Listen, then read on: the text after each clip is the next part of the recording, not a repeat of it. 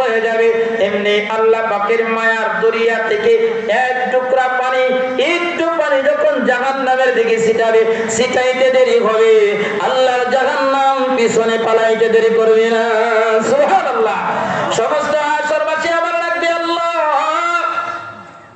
এটা কেমন বরকতি পানি, এটা কি আবে হায়াতের পানি? এটা আবে হায়াতের পানি রে, পাওয়ার নাই। ওটা কি জমজম কূপের পানি? বলে না না, জমজম কূপের পানি রে তো পাওয়ার নাই। ওটা কি জান্নাতি নহরের পানি?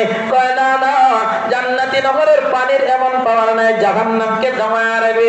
কয়টা কেমন বরকতি পানি? বলে আমার বান্দা অপরাধ করে রাতে অন্ধকারে নির্জনে নিরিবিলি সময় গুনাহ করার পরে অনুতপ্ত অনুশোচনা হইয়া চোখের পানি ছেড়ে কান্না করেছে। আমার বান্দা দিনে প্রকাশ্যে গুনাহ করেছে, রাতের অন্ধকারে আমি মালিকের কাছে ক্ষমা চেয়েছে। এই পানিটা আমি আল্লাহ শরীরে মাখতে দিই না, এই পানিটা আমি আল্লাহ জমিনে শুকাইতে দিই না, এই পানিটা আমি আল্লাহ গায়ে লাগতে দিই না। ওই পানিটা চোখ থেকে পড়ার সাথে সাথে আমি আল্লাহ কুদরতে গাঁটটা দিয়া নিয়ন্ত্রণ করে রাখছিলাম। আজকে জাহান্নাম থেকে বাঁচায় বললে গো বাবা। যুবক ভাইও বলেন তো দেখি, এই যৌবনের ধার, মানুষ তো যৌবনের ধারের কারণেই গুনাহ করে। দুনিয়ার লোভ, যৌবনের ধার, দুইটা জিনিসের কারণেই মানুষ কি করে?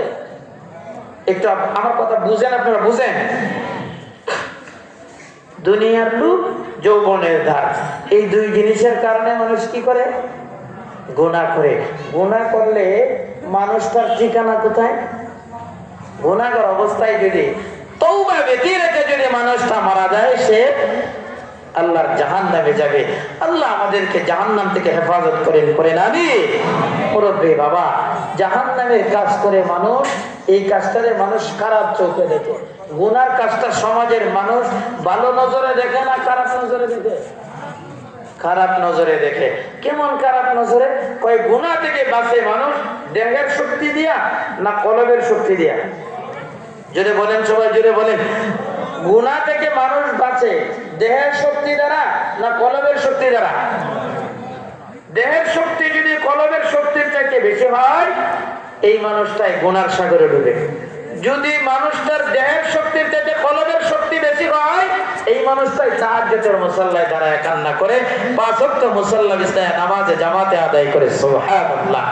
এটা উদাহরণস্বরূপ বুঝবেন কেমনে? কই কলব শক্তি যার, গুনাহ করে না সে। কলব শক্তি যার দুর্বল, যার কলবের শক্তি সবল, দেহের শক্তির চাইতে সে ইবাদত করে। আর যার শক্তি, দেহের শক্তি কলবের শক্তির চাইতে বেশি, সে গুনাহ করে। নামাজ পড়ে তারপরেও গুনাহ করে। আসেনি? কলবের শক্তি আছে। আমি বলি না তোমার গায়ের শক্তি আছে, তোমার কলব মৃত্যুবরণ করেছে। কেমনে বুঝবেন? 80 বছরের বয়স্ক মুরব্বী বাবা কনকনে শীতের রজনী ফজরের আযান শোনার সাথে সাথে কম্বলটা পরিত্যাগ করিয়া ঠান্ডা পানি দ্বারা ওযু বানায়া মসজিদে যায় সাজদা করে।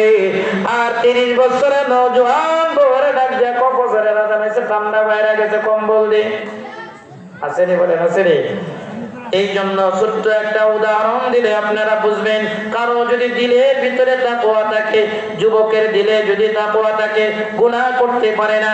যুবতীর দিলে যদি তাকওয়া থাকে, আল্লাহর ভয় থাকে, সে গুনাহ করতে পারে না। 80 বছরের বয়স্ক মানুষটা যদি তাকওয়া না থাকে, গুনাহ থেকে বাঁচতে পারে না। আল্লাহর নবীর একজন সাহাবী খলিফাতুল মুসলিমিন হযরত ওমর ফারুক রাদিয়াল্লাহু তাআলা আনহু, নাম শুনছেন? আল্লাহর নবী সাহাবী খলিফাতুল মুসলিমিন বলেন, আমি নিজে চোখে দেখেছি তাকওয়াওয়ালা মানুষ যদি হয়, গুনাহ থেকে গুনার সাগর থেকে বাঁচতে পারে। কয় কেমনে করি গা? আল্লাহর নবী সাহাবী খলিফাতুল মুসলিমিন বলেন, রাতের অন্ধকারে আমি হাঁটতেছিলাম, কে কোন অবস্থায় আছে, কে অসহায়, কে সমস্যা আছে, কে অসুস্থ, কে গুনাহ করে। আল্লাহর নবীর সাহাবী হযরত ওমর বলে, আমি ঘাটি পা করে মরুভূমি অঞ্চল পাড়ি দিঘা দূর বহুদূর আমি চলে গেলাম। যে এলাকার ভিতরে প্রবেশ করব, এলাকার ভিতরে প্রবেশ করার সাথে সাথেই সর্বপ্রথম প্রথম যে কুড়ে ঘরটা পড়েছে ছোট্ট একটা কুটুরি ঘর, এই ঘরটার ভিতর থেকে একটা মহিলার কণ্ঠে গুনগুন সরে গানের আওয়াজ। বলেন আপনারা যদি উমরকে চিনে থাকেন, হযরত উমর নরম না গরম? বলে কেমন গরম? রাসূল বলেন আমার উমর যদি রাস্তা দেয়া যাইতো, যে রাস্তা দেয়া যাইতো মিস্টার শয়তান পালা যাইতো। সুবহানাল্লাহ বলে, সুবহানাল্লাহ। খলিফাতুল মুসলিমিন এমন একজন গুণে গুণান্বিত মানুষ। নবী বলেছেন লাউ কানা বাদি নাবিয়্যুন লাকানা উমর, কয় আমার পরে যদি আল্লাহ কাউকে নবী বানাইতো, আমার উমর রে আল্লাহ নবী বানাইতো। আল্লাহু আকবার। এমন একজন সাহাবী। আর খলিফাতুল মুসলিমিন মজার একটা ব্যাপার শুনেন। খলিফাতুল মুসলিমিন যেমনি শুনেছেন মহিলার ঘর থেকে গুনগুন সুরে গানের আওয়াজ ভেসে আসছে, খলিফাতুল মুসলিমিন নিজেকে বয়ান করতে লাগলেন, নিজের সম্বোধন করে রাখতে লাগলেন, আরে উমর, তুই না অর্ধ পৃথিবীর বাদশা, তুই না অর্ধ পৃথিবীর প্রেসিডেন্ট, তুই না কোরআন দিয়া রাষ্ট্র পরিচালনা করো, তোমার রাজ্যের ভিতরেও মানুষ গুনাহ করে, এটা তো হতেই পারে না। শাসন করার জন্য মহিলা রুমের দরজার সামনে দাঁড়াইছে। এই মহিলাটাকে মনে করেছেন অপরাধী, আসলে সে অপরাধী না, উনিও একজন আল্লাহওয়ালি বান্দি। সুবহানাল্লাহ। যেটা ধারণা করছেন, এই জন্য যে কোনো